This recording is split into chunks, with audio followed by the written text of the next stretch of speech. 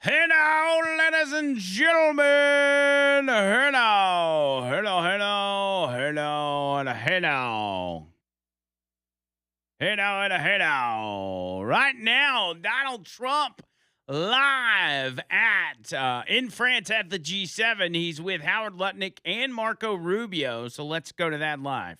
Over, and they love the fact that the hormones. Don't forget, if we were going to drop bombs, let's say we went another month, another 2-3 months, maybe weeks, could be another 3 months, could be whatever. What do you have left? Got maybe nothing, but you don't have. The strait will never be open because people that own billion-dollar ships, these ships cost $1 billion. They don't like sailing ships or having their ships participate when you go up the coast and you go through the strait and there are rockets flying over your head. They want to protect their $1 billion investment. You wouldn't have oil for maybe years. These are stupid people. But nobody was tougher than me. Nobody hit Soleimani. You know, when I hit Soleimani, people thought that was the biggest thing to happen in the Middle East for 50 years. That was the biggest event. He was the boss of Iran and respected, but he was a mad genius. He was a genius, the father of the roadside bomb. When you see young men, and in some cases women, mostly men, walking around without legs, without arms, with a face that's been blown to smithereens, that's Soleimani, 95%, 96.2 they say or something, 95%. That was Soleimani did it. Happened to come from Iran, and I blew him up. You remember that? I blew him up in the Valley of Death. He got off his plane, and we followed him. And in all fairness, because they've been wonderful to me, Israel, but they didn't want to do that attack. They were all set. The night before the attack, they informed me they didn't want to do it, so I had to make a decision. I made the decision to do it. But it was a joint venture, as we say in the real estate business. That was a joint venture between Israel and us. We studied it for a month. We knew what plane he was going to be on almost a month before. He only traveled on commercial airliners, the big ones with lots of people, because he knew we wouldn't shoot him down. He's very smart. But we knew he was going to be on that plane. We followed him. And then Israel informed me that they won't do it. And I had to make a decision. I had some very good generals, and not the ones you see on television, very good. And I want to thank also Pete Hegseth and General Raisin Kane, who's phenomenal. Okay, these guys are phenomenal. They can't be better. But I had some good generals, and I said to them, well, if Israel's not going to do it, we're all prepared. Do we do it? Do you like doing it or not? He said, sure. If you want to do it, we can do it. How well? We'll do it just as well or better. We'll do it ourselves. We don't need anybody. So we took out Soleimani. One of the biggest events to happen, the Middle East, maybe ever, but they say 50 years, they say 100 years. I was with the Prime Minister of Pakistan. He said it's maybe the biggest event that has ever taken place. It's like nobody could believe it. So that's when it started. It didn't start like 3 or 4 or 5 weeks ago.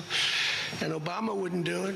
What Obama did was he did the JCPOA. He loaded up a plane with $1.7 billion in green cash from banks all over Washington, Maryland, and Virginia.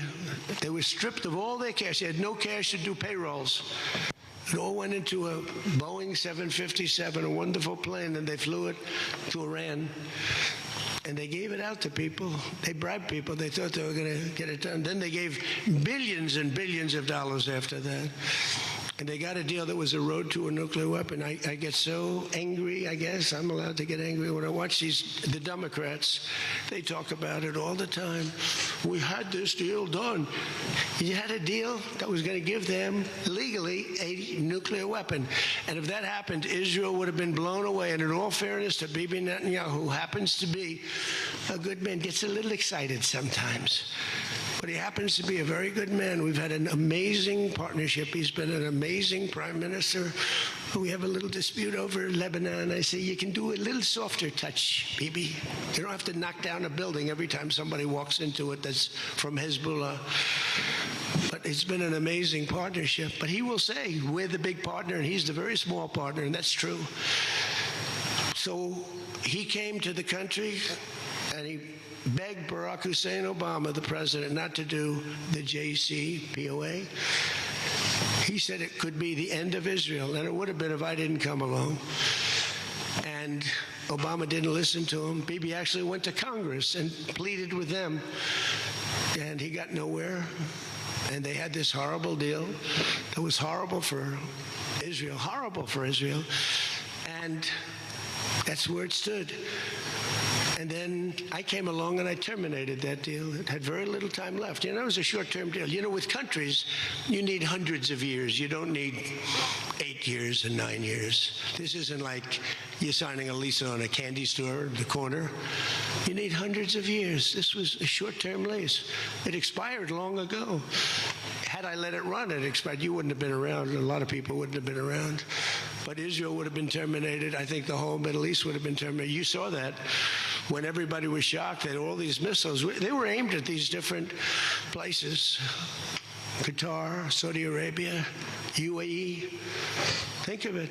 Bahrain, Kuwait. They got hit. Nobody thought that was, even I didn't think it was going to happen. They didn't think it was going to happen. They were going to take out the entire Middle East, including Israel. And if they had a nuclear weapon, they would have used it within moments after getting it.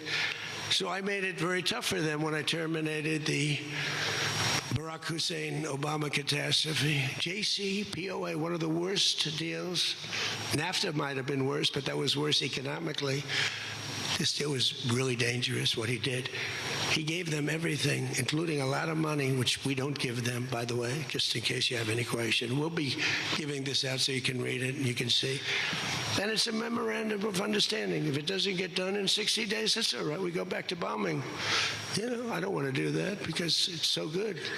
But we might have to, because we're never going to let them have a nuclear weapon. But they've agreed not to, and you'll see that very clearly in the agreement. But then the second phase of that was they were building, or they were enriching material, as they say. I call it nuclear dust. They were enriching material under granite mountains. Granite being, for those not in the construction business, granite being a very strong, the strongest stone. It's not as pretty as marble, but it's much more. It's much stronger.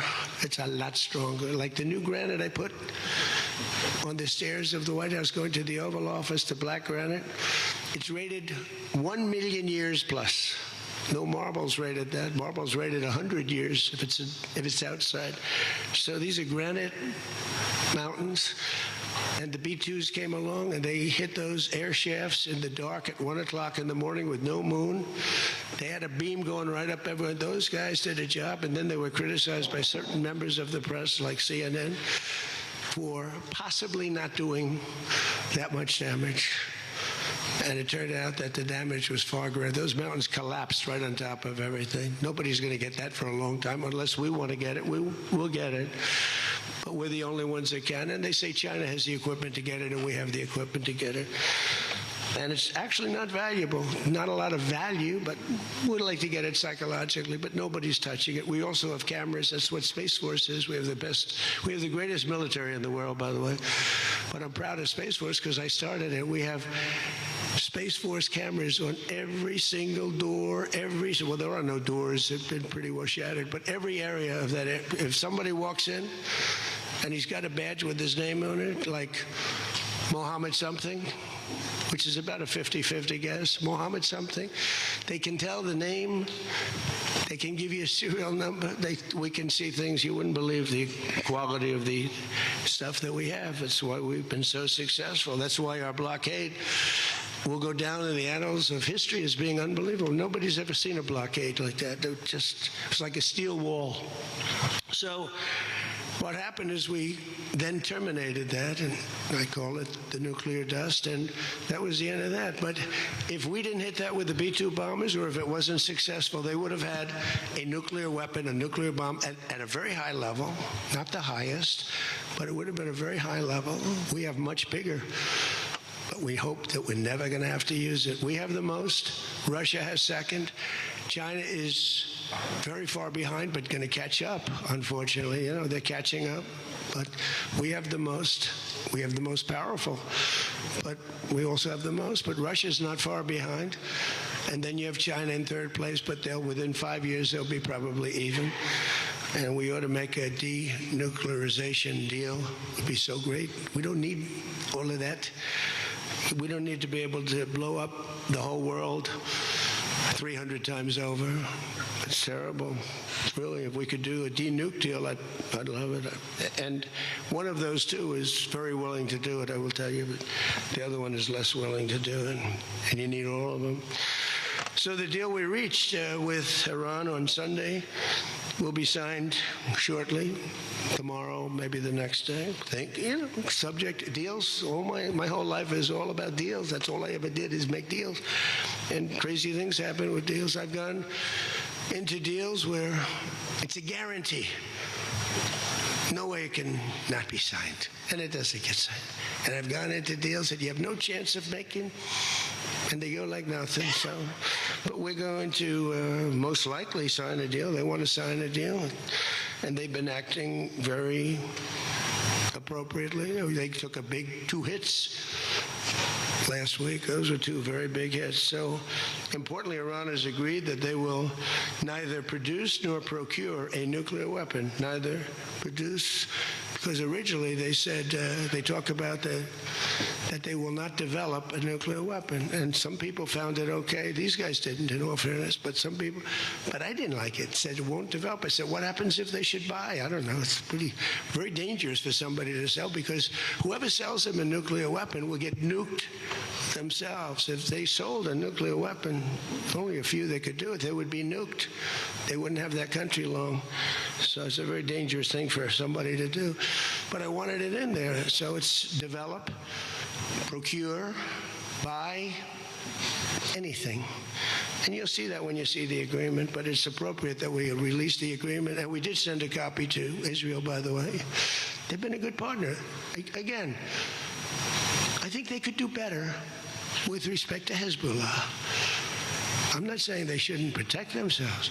I'm saying when 2 drones are shot into the desert and drop harmlessly, you don't have to knock down buildings in Beirut. They could behave better. And frankly, they could do a better job. I love them as a partner. They were terrific. But they could do a much better job with Hezbollah. On that, I don't think they're doing well. And I feel very bad for Lebanon. Lebanon's been, it was a great culture. They had the professors, the doctors, the lawyers. It was an incredible culture, maybe the highest in the Middle East for years and years, centuries. And for the last 50, 60 years, they have been just trashed. They have been living in hell.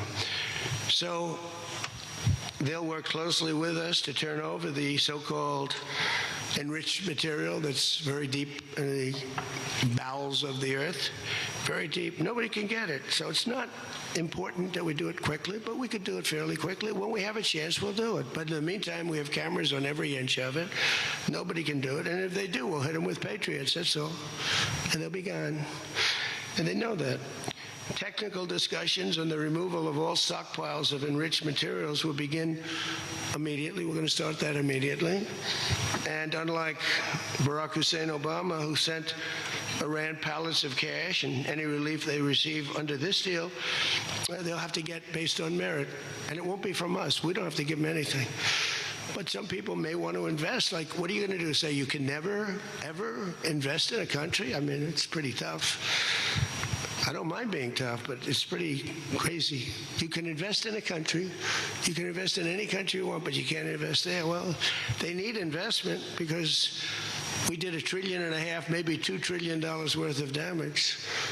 So somebody's going to have to help them out.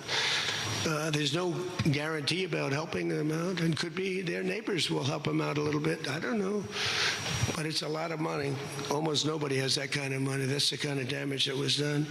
But we're not investing any money. There was a fake story. There was a fake news story that got a person, a good person. J.D. made a statement. It was a perfect statement. And they reported it in a very strange way, but that's why it's fake news, I guess. So we don't give them money. We don't give them any of that. And what happens is with time, if they behave, if they be a citizen of the world, a reasonable citizen of the world. And I think this group, again, I didn't do this for regime change, but I think this group is regime change. I mean, hey, the first group is dead.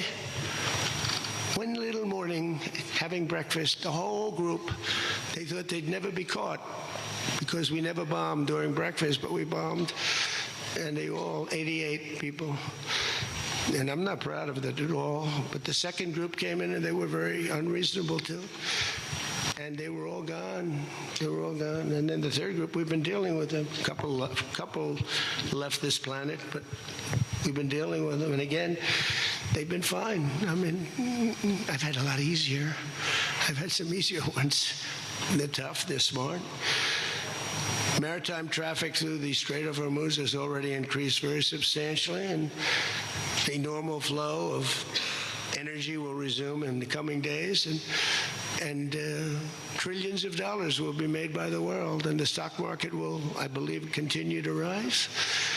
The only difference is that a player that's very volatile, very tough, very smart, frankly, they have in one way a primitive culture, but it's also a genius primitive culture. They're very smart people and very good negotiators, but so are we.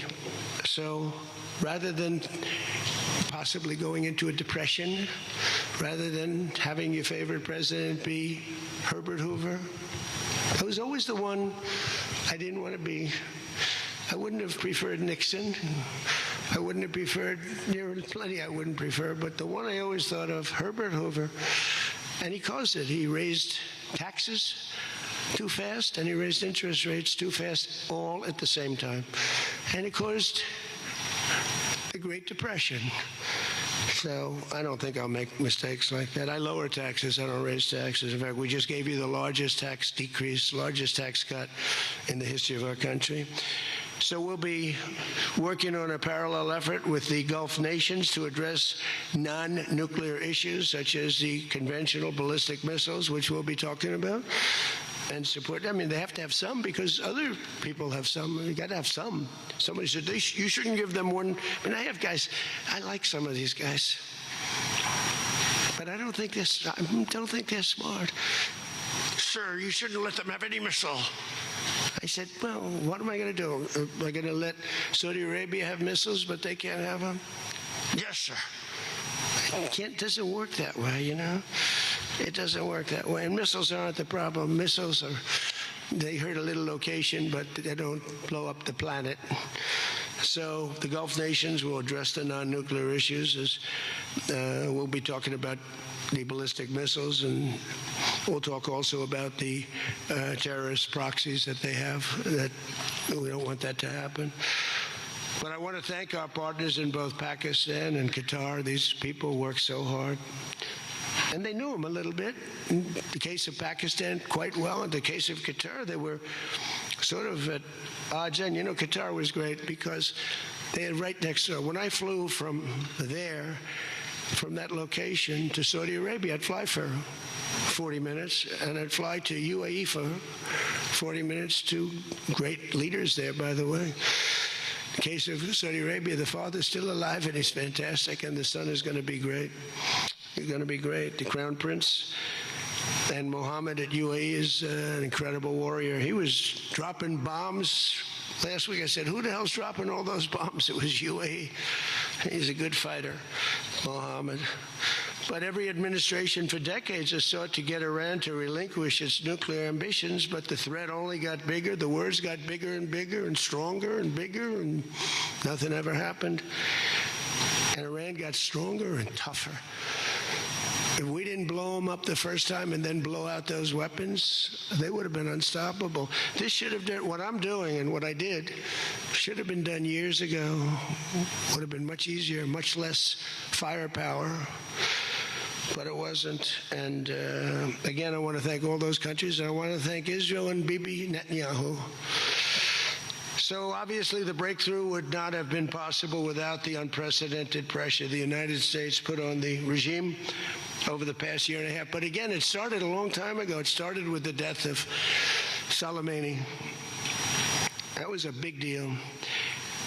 No president in history has ever been tougher on Iran than I have, and they know that. And by the way, if they don't honor the agreement, or some things aren't even mentioned in the agreement, it's a memorandum of understanding, but we have an understanding of certain things without writing it. And if they don't honor that, we'll probably go back to bombing them until they honor it, you know? It's amazing what bombs can do. So I say it. The Obama deal was a road to a nuclear weapon, and let's call it the Trump deal, was a wall for a nuclear weapon that the nuclear weapon could not get through. Nobody's going to get through it. We built a wall. They weren't going to have it, and that's what we have right now. And it says very clearly, the most important clause to me, too, number one, the Strait opens, but that's much less important than the other clause number whatever, 5, 8, is a very strong statement that they will never have a nuclear weapon. And it doesn't say they'll have one in 5 years or 10 years or 20 years. With Obama, they were able to enrich very quickly. This agreement now provides Iran with a historic opportunity. If they follow the path of cooperation, we'll have opened for them. Their country will have a chance to survive. Now think of it. You know, they have 91 million people. People want me to bomb the bridges. Why don't I bomb? I already did, because, you know, they went back on one of their promises, and I bombed their biggest bridge, the equivalent of that was the George Washington Bridge of Iran. But we bombed that bridge, you saw that. One quick strike by an F-22, the most beautiful fighter jet ever made, by the way. In fact, we're ordering some more of them. We're bringing it out because it's so effective. It's incredible. It's incredible. Well, look, we have the greatest military in the world. Those B-2 bombers are unbelievable. Who would have thought they could handle, each had 2 because the flight was so long, but they handle 3 of the biggest, heaviest bombs, hundreds of thousands of pounds, and they handle them like they're nothing. It's amazing. And also, they're undetectable. They flew into Iran. Totally, think of it, totally undetected. Now, Iran's waiting for them. They're waiting for them. And they never saw them. 1 o'clock in the morning, they never saw them. They're stealth. And we just ordered 22 more. The newer, upgraded version, which I guess is better. I don't know how the hell you get better. But as I expressed to the world leaders here this week, it's my hope that the peace agreement will be the beginning of a much larger deal all across the Middle East. We're very close. Look at the job we've done in Gaza. Look at Hamas. Hamas has been very silent. You haven't read anything about Hamas. And we're trying to get them unarmed. You know, they grew up with a machine gun in their hand. I think they actually, when they were born, they came out with a machine gun in their hand, so it's not the easiest thing. But they've actually, behaved pretty well. You know, it's got to be one of the hardest aspects of the job for somebody like Marco Rubio, outside of the fact that he's got, 3, 4, 5 different jobs, is standing up behind Donald Trump as he makes a speech, because it seems to go on forever. And and you're supposed to just stand there straight as a board, silent, and hang in there. It's like, it's got to be tough, man. Anyway, we got to hit this break, but we're going to come back on the other side and keep rolling with this, because I assume the president will be taking questions soon.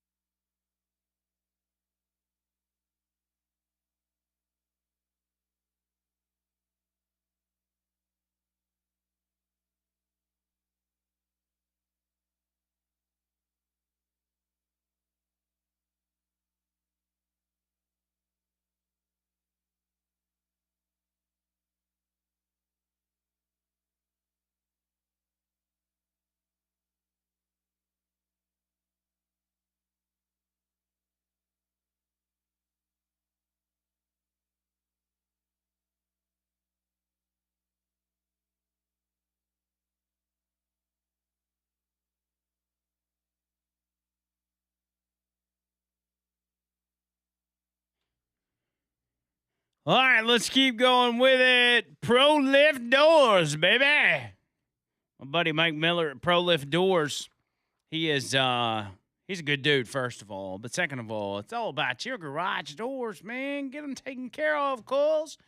Get them garage doors taken care of. You got a problem? We were dealing with garage doors yesterday, kind of. I mean, it was more of like these garage doors are in our way, but not necessarily trying to replace them.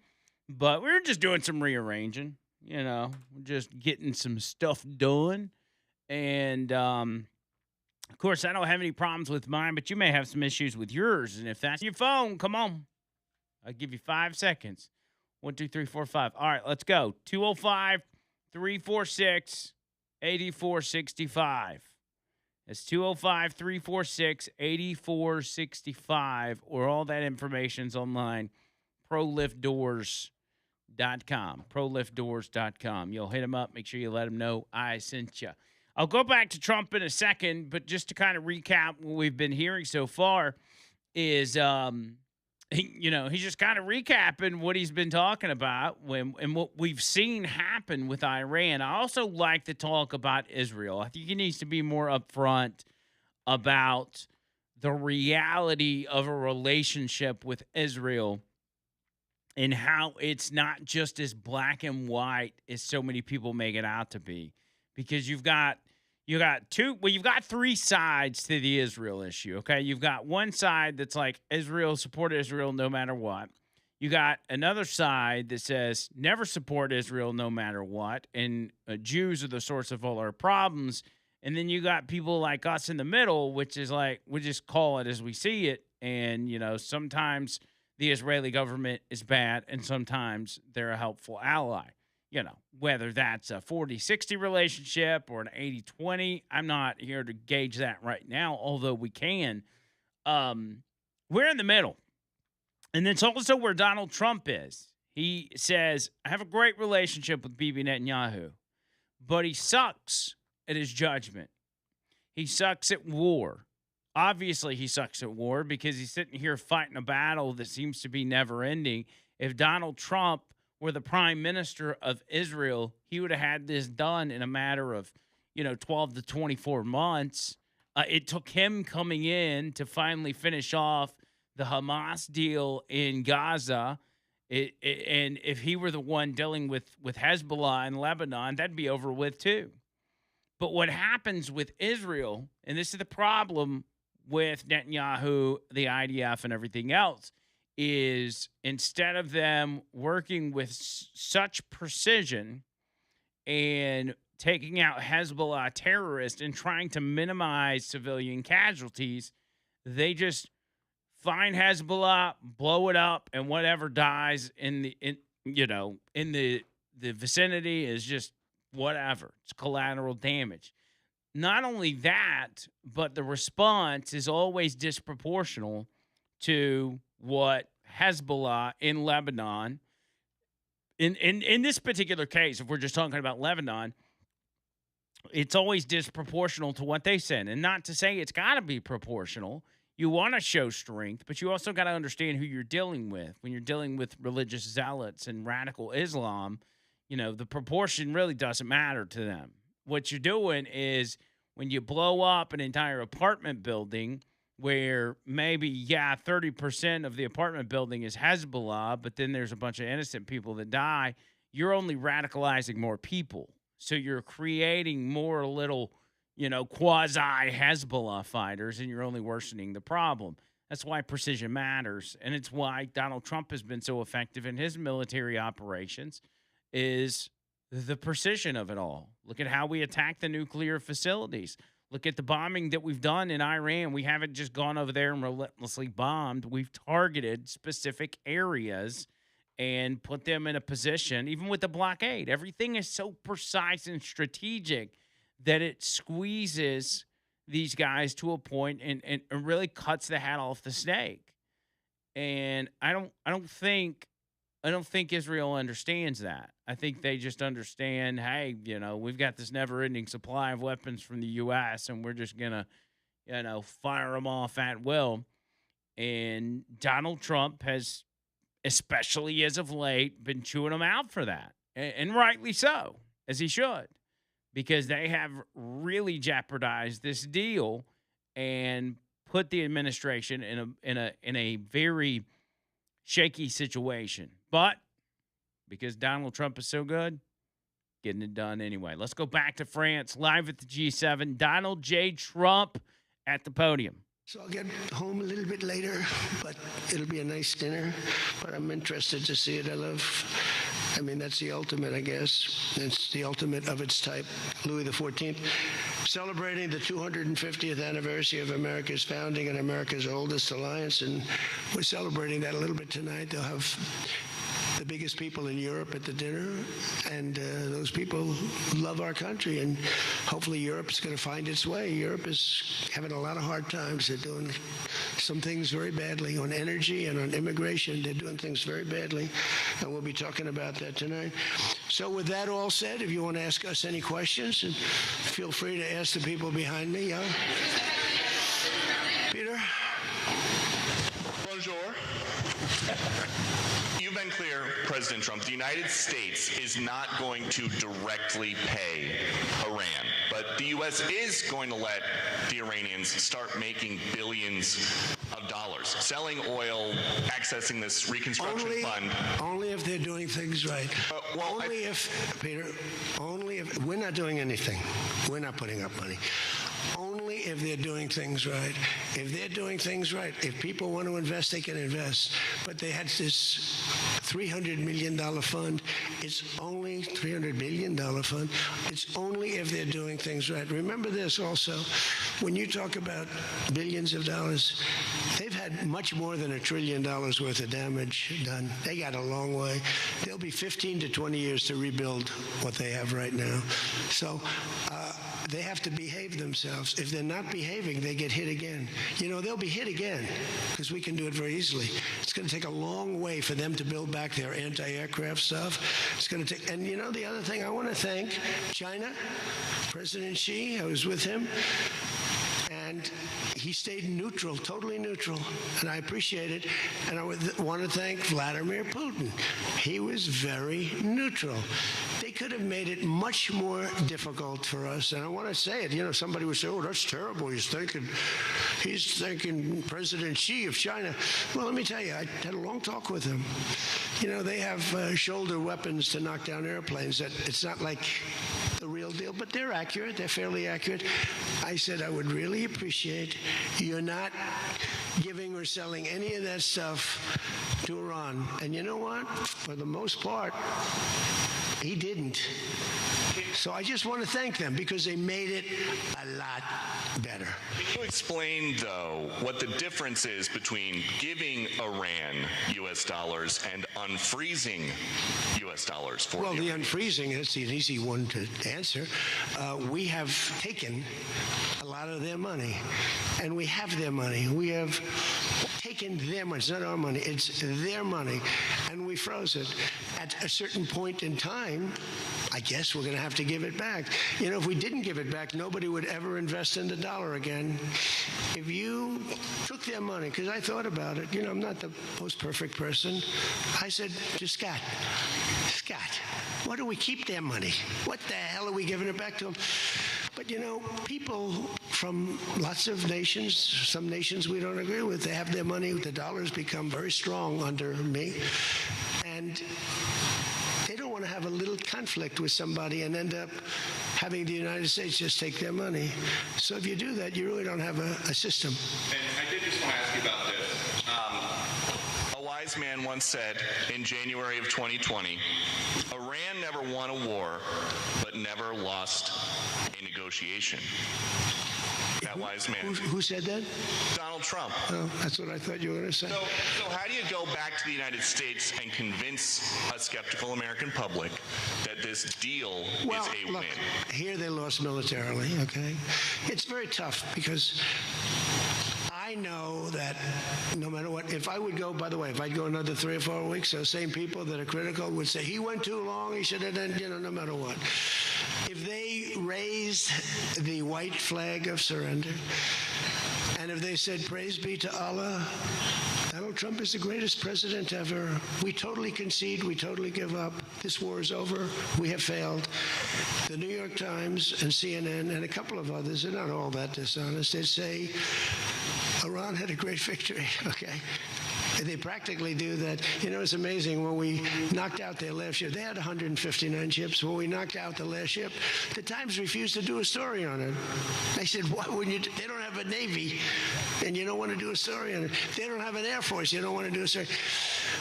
We need a fair press. And that's why they're all doing so badly, because they lost credibility.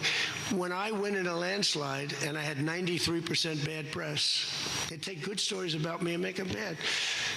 But the only reason that happened is because they have so little, the media has so little credibility that the people voted for me. 93% of the stories on network, ABC is horrible. I think ABC is the worst. NBC is terrible. And CBS is terrible. CNN, obviously. And I never get good stories, no matter what I do. I could do the greatest thing. I won't get good stories on this. I'll get it from fair media. I'll get it from all over the world. They're running good. But no matter what I do, I'm going to get bad press. I know that. Now, if I did the opposite, if I went out and continued to bomb them for another 4, just bomb the hell out of them, I'd get bad press on that. No, there's nothing I can do. But what this does is it allows the ships to go. If we keep bombing, those ships won't be going. And you're talking about $500, $600, $700 million a day. It's a lot of money. A lot of money. That's why the world is okay. It's liquid. It's fine. Also, we run out of reserves in about 4 weeks. You know, there are reserves all over the world, and we would really run out. And there'll be a time when you wouldn't be able to get it. And you want to see bedlam? So for all those so-called geniuses that want to show me how smart they are, ask them why didn't they blow up General Soleimani. Ask that of the general and a couple of other people that I like very much, but boy, are they wrong. Go ahead. How about you? Thank you, Peter. I give you more, Peter, but people will say I like you too much.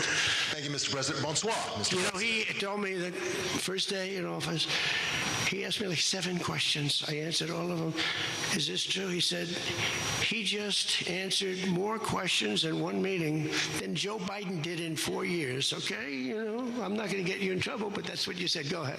Bonsoir, Mr. President. In The Art of the Deal, you write about the importance of leverage. Yeah. Obviously, you have a lot of leverage when it comes to Iran, whether it's Tremendous militarily or through economic sanctions. What leverage, sir, do you have when it comes to Israel and Hezbollah to ensure that they abide by the ceasefire? Well, I think we have leverage just by the fact that we really have Iran now has to be good. They have to behave. And we might help. That's a much smaller conflict. It's a conflict that should be able to be over with. I'm surprised it's taken so long. And it's a much smaller, but we have a lot of leverage. We have the greatest military anywhere in the world. We have the strongest, most powerful. Look at the blockade. By the way, the blockade was more impactful than all of the bombing raids where we dropped $1 billion worth of bombs on Iran. The blockade was so incredible. The naval blockade, the admiral, the whole thing, not one ship got through. That meant no money got through. They were dying. They had no money. They have inflation that's 250 or 300%. They have no money. We have tremendous leverage. We have the leverage of the economy as an example.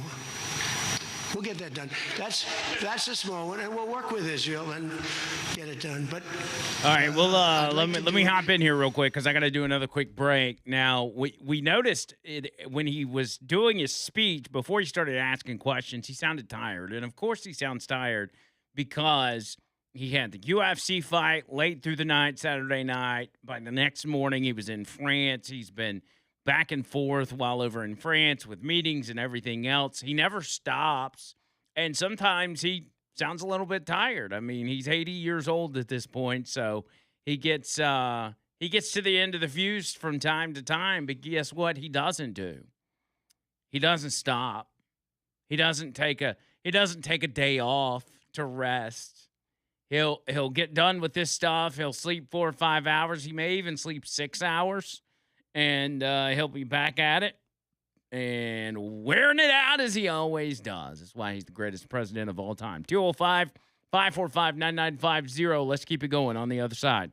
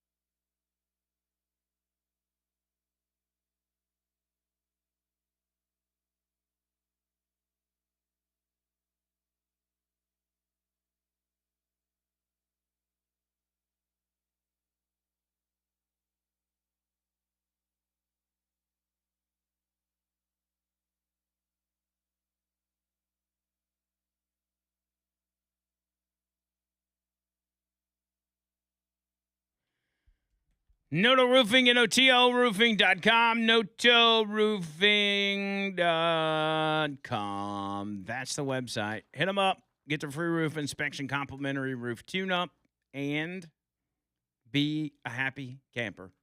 Make yourself happy, make your wife happy, your husband happy. Make your animals happy, your dogs and your cats and your kids. They won't be grateful for it, but you'll know that you're protecting them from the roof falling in on them one day, because you don't want that to happen. Seriously, though, there could be damage up there you have no idea about, and that's why I want you to let these guys get up there and scope it out. There's no obligation. They're not going to pressure you. They're not going to upsell you. Like, if you don't need a new roof, they're not going to sell you on a new roof. They're just not going to do it. They're honest guys. They're not.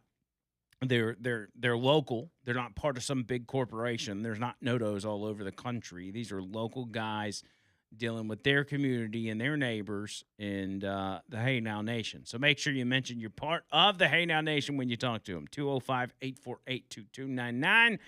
848-2299, online, notoroofing.com. We got about 5 minutes before we hit the top of the hour, so let's dip back into the G7 summit. Used to laugh at you. 2 years ago, the same guys, they'd laugh at the country. And now they say, you're the most respected country anywhere in the world.